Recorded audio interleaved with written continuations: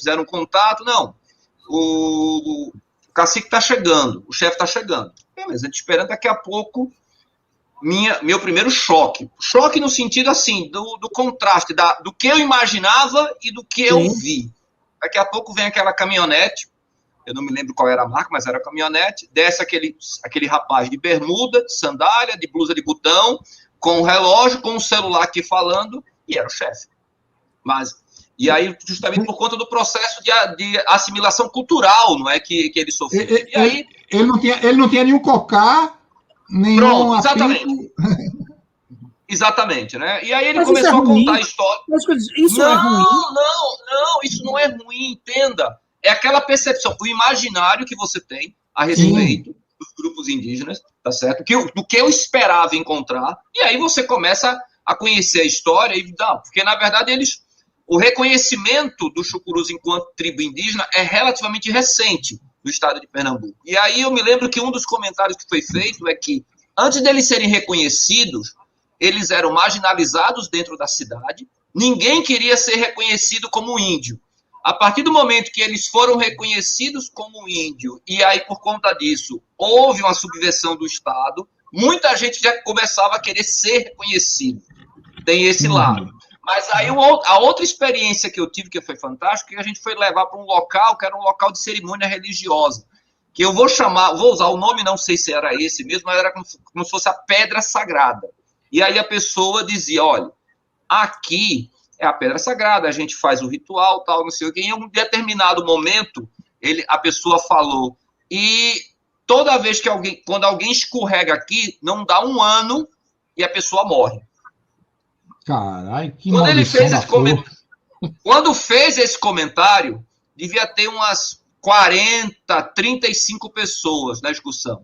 Pergunte se alguém subiu na pedra, se alguém se arriscou para subir na pedra. Então, na verdade, assim, o que eu estou contando essa história é para o que quando se falou da questão da tecnologia ou não, é porque até esse momento, quando se falava de índio, eu sempre tinha aquela imagem do índio isolado. E a gente termina esquecendo que esse contato, não é, dessas tribos que não se isolaram tanto, que estão tão mais próximas do homem branco, termina desconstruindo essa imagem do que a gente tem. A gente acha que índio é somente aquele que está pintado, que vai estar no Alto Xingu, que vai estar dentro do coração da floresta amazônica.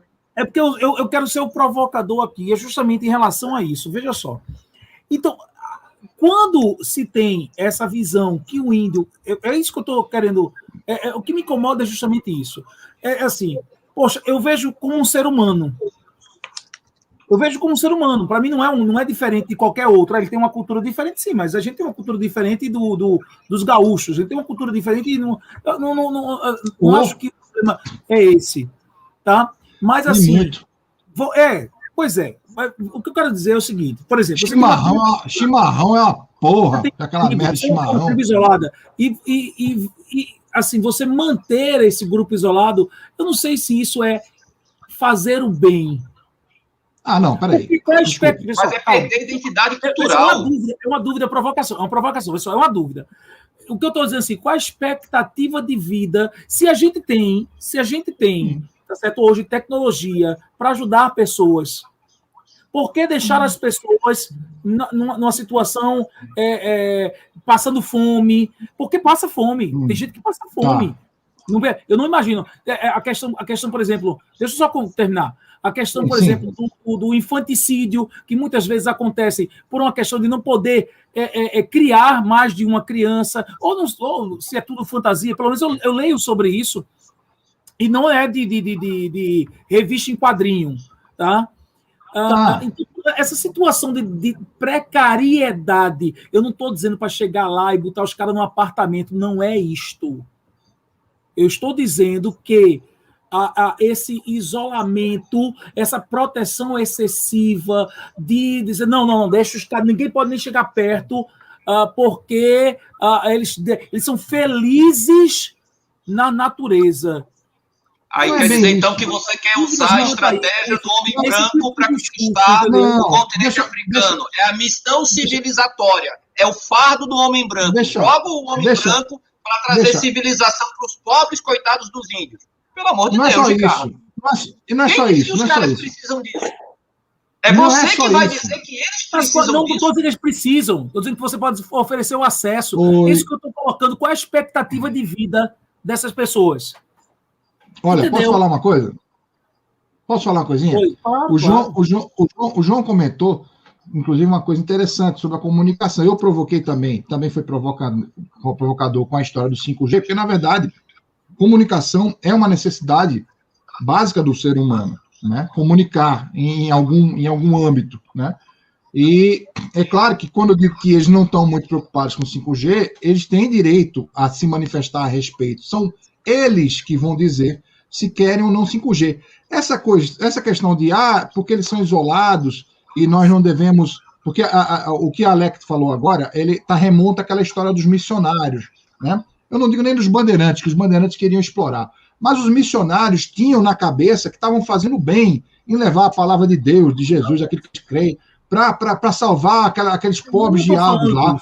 Calma. Entendeu? Então, assim, não eram pessoas necessariamente ruins, mas que tinham na cabeça o registro de que existia uma questão de inferioridade sobre aquelas pessoas que não estavam à luz do seu conhecimento pessoal. Acontece que o índio, as comunidades indígenas, mesmo aí a gente pode falar da Funiô, de Águas Belas, da Chucuru, que a Alec falou, de Pesqueira, essas estão mais integradas.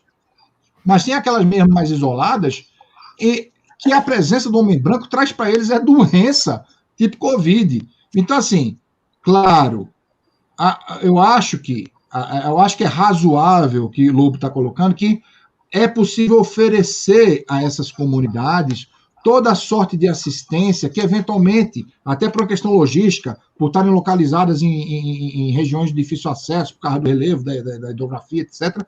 Mas é preciso lembrar o seguinte, que há sempre que se respeitar os direitos das comunidades, porque, olha só, isso não é exclusividade de índio, não. Nos Estados Unidos e no Canadá, eles têm uma população chamada Amish, que eles preferem se afastar de tudo que é eletrônico, moderno, etc. Para mim, isso é uma cinta, eu sou da área da eletrônica, né? Mas, assim, tem que ter sua cultura respeitada. Se eles não querem isso, respeite-se, né? Sim, então, acho que no afã de salvar, a gente deveria perguntar qual corda que eles querem que a gente lance. Certo. Só isso. João? Vocês trazem assim, muitos elementos para a gente discutir. Né?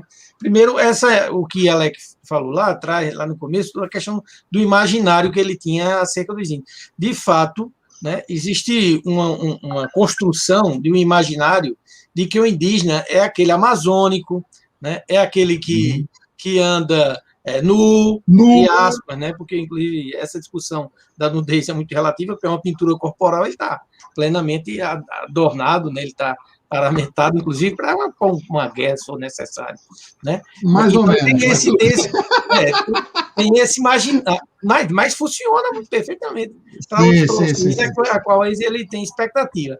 Agora, na nossa região Nordeste, nós temos um processo muito longo, né, de contato, né, entre esses invasores, né, que vieram para cá, o estrangeiro invasor usurpador que veio para cá, e essas populações que estavam mais próximas do litoral. Né? Então, é natural que vá incorporar elementos como foi de parte a parte. Né? Os indígenas, eles incorporaram aquilo que eles escolheram para si, o que eles achavam que era importante, ressignificaram vários dos elementos, né, que foram apresentados a eles. Mas o importante é que a gente possa assegurar a qualquer povo, no caso que a gente está tratando em relação aos indígenas, o direito soberano, né, deles escolherem o que eles querem para eles. Perfeito. Né? Isso quando se fala, por exemplo, em relação até a questão do infanticídio, a questão da saúde, tratamento de saúde, né? Mas deve-se pensar, antes de mais nada, um direito de escolha. Né? Eles poderem dizer o que eles querem para eles. Né? E o Estado ofertar.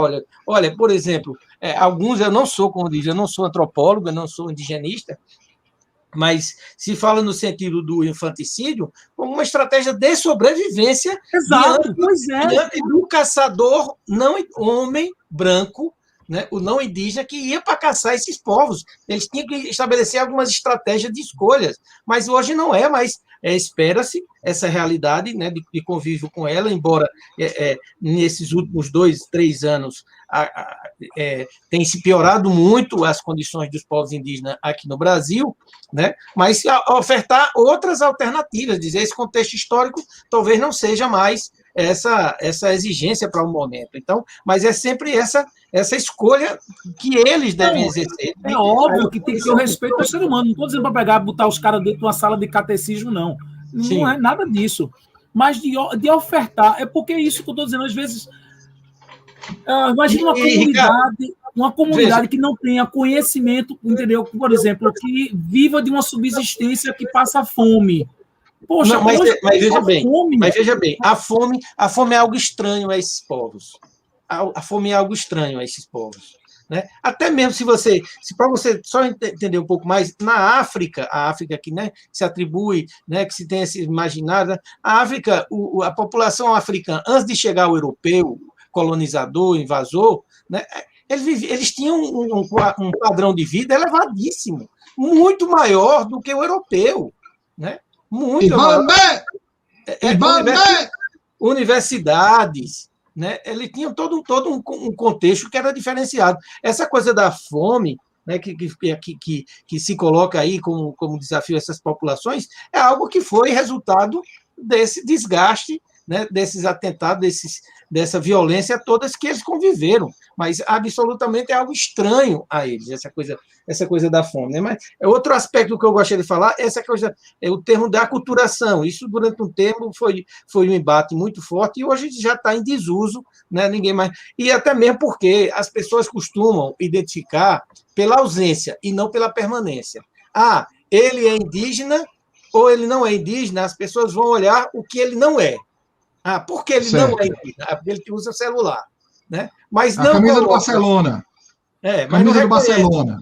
Mas não reconhece a ele indígena, porque ele mantém os seus rituais, a referência à sua ancestralidade, né? Isso não preenche, né, os elementos que você espera para o reconhecimento enquanto indígena, né? Mas se ele não tem, então ele não é. Né? Então, não sei se eu faço entender a vocês. A expectativa é muito mais do que ele deixou de ter do que ele permanece resistindo ou ressignificando. É uma tentativa de descaracterizá-lo pela exceção e não pela forma geral. Isso, historicamente, isso teve um porquê.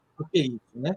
Essa questão da caboclização, essa questão do caboclo, né? Do caipira, o caipira nas regiões centro-oeste, sudeste, tal, era uma forma de dizer, olha, não existe mais índio, portanto, ele não tem mais direitos.